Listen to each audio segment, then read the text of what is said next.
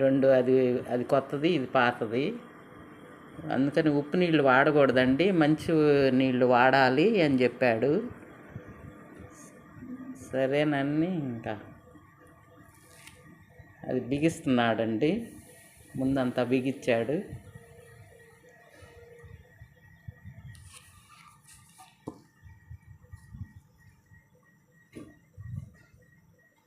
మామూలుగా ఇక క్లీన్ చేసేసి వాటర్తో క్లీన్ చేస్తే 1 గంట మిషన్ క్లీన్ అవుద్ది, 1 గంట ఉంచండి అని చెప్పాడు. దాంట్లో పౌడర్ వేసి తర్వాత మరుసగా వాడుకోవచ్చండి, ఇబ్బంది ఏమి ఉండదు ఇంకా అని చెప్పాడు. వెనక పార్ట్ కూడా బిగిస్తున్నాడు.